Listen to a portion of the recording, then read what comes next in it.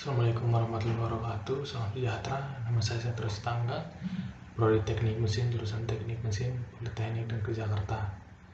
Pada hari ini saya akan membahas tentang vernier caliper dan juga mikrometer skrup sebagai pemenuhan tugas mata kuliah pengukuran.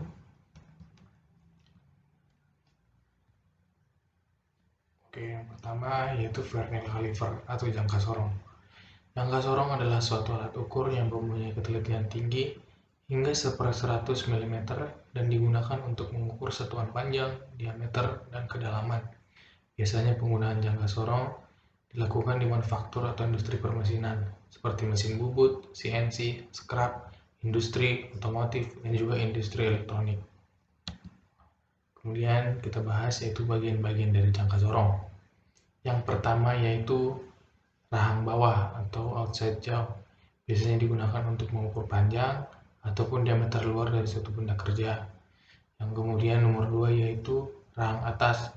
Rahang atas ini biasanya digunakan untuk mengukur diameter dalam dari suatu benda kerja. Biasanya berupa pipa ataupun benda yang berbentuk silinder. Yang kemudian nomor 3 yaitu pengukur kedalaman.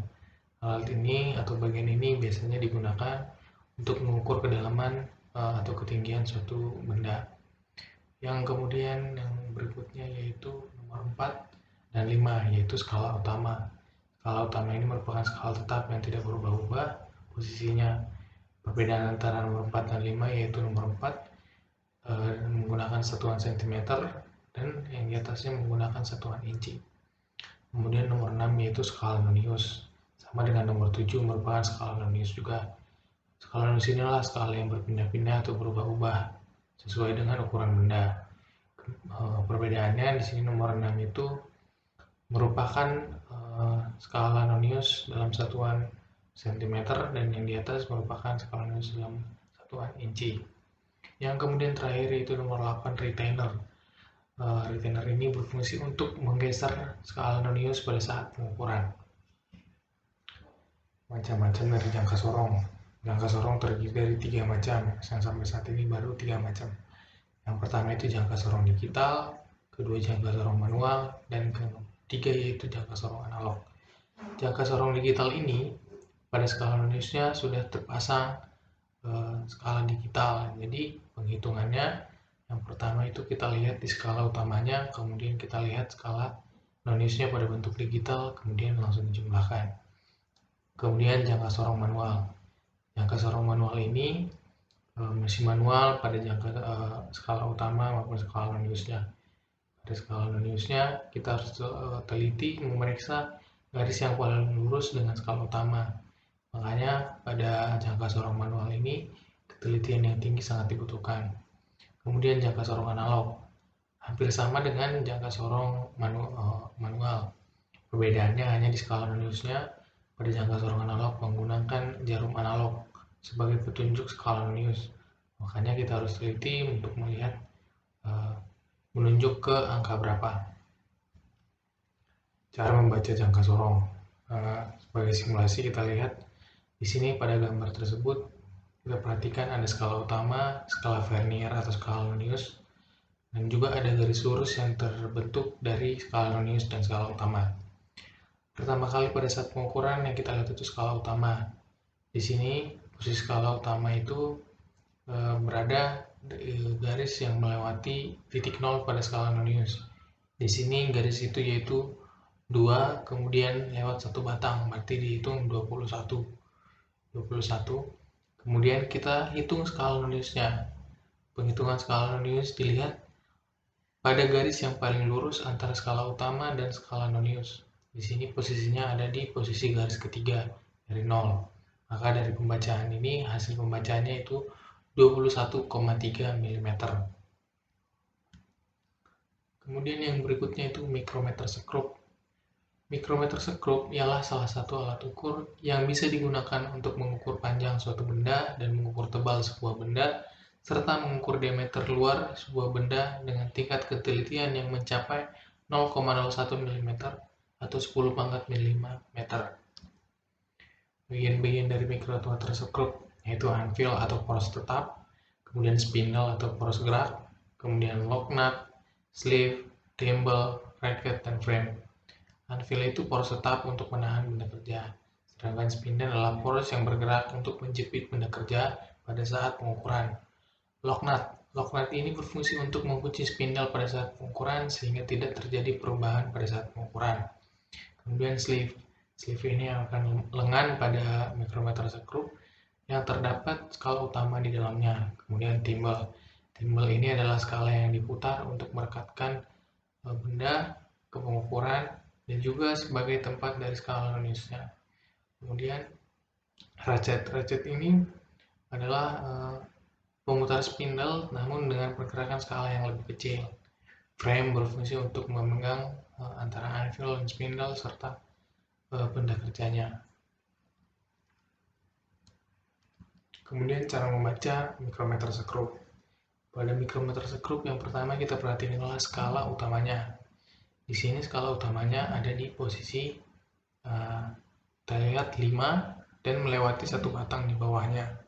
Kemudian kita dari garis paling lurus yaitu 3 titik di garis 25, berarti garis tersebut ada di 0,28.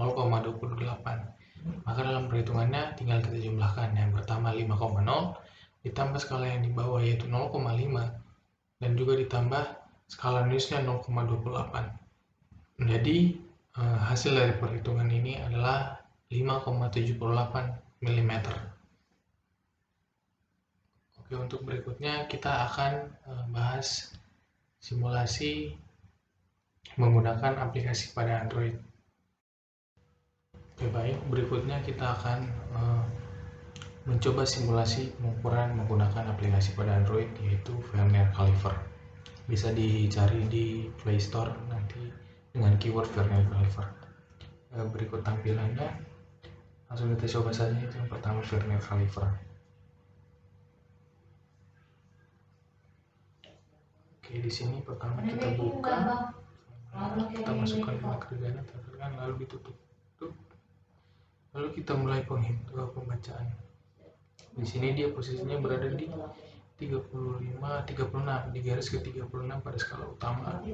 Kemudian kita lihat skala luniusnya yang paling lurus berada di nomor 4. Berarti hasil dari pengukuran adalah 36,4. Coba kita cek jawaban kita dengan klik masukkan jawaban di sini. 36,4. Nah, jawabannya benar. Kemudian kita coba ke berikutnya. Kita lihat hasil pengukurannya. Di sini yang pertama kita lihat skala utama berada di 42. Kemudian skala luniusnya yang paling lurus menurut saya ini ada di 2. Berarti hasilnya adalah 42,2. Kita masukkan jawaban, kita cek 42,2. Klik cek. Ya, nah, jawabannya benar. Berarti penghitungan kita benar. Kita lihat ke benda berikutnya. Kita cek yang pertama, kita tempelkan, kemudian kita lihat kemudian di skala utama dia menunjukkan 44. Lalu di skala luniusnya dia ada di garis ke-7, berarti 44,7.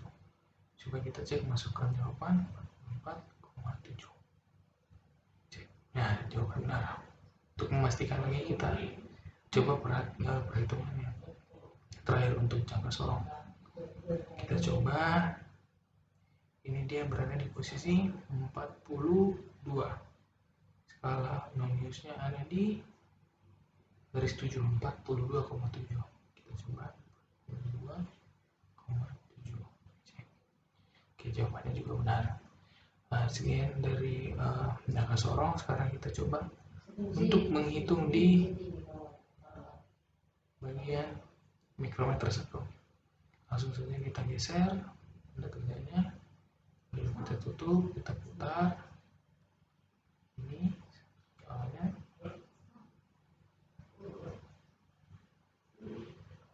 terus sampai rapat sampai menyentuh benda kerjanya.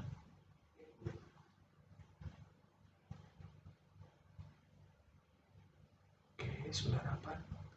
Sekarang kita lihat pembacaannya. Di sini dia posisinya 10, 11, 12, 13, 14. Dia berada di posisi 14.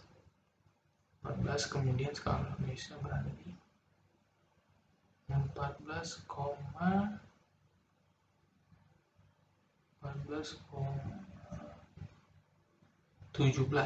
Coba kita cek 14,17. 14,17. Cek. Oke, jawabannya benar. Jawabannya adalah 4,17. Oke, kita coba lagi ya bulan berikutnya. Kita cek. Oke, kita rapatkan lagi. Rapatkan terus sampai dia menyentuh benda kerjanya.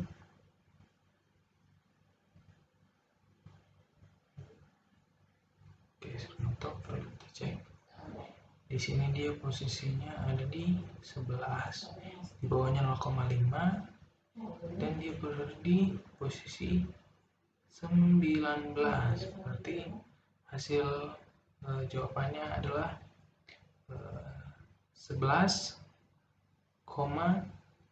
11,69. Cek. Oh, 15,69. Maaf, saya baca di sini tadi 11. Kita ulang untuk terakhir sekali lagi ya. Oke, kita coba rapatkan terus. Oke, sudah rapat. Di sini di posisi 15, 16, 17, 17,27.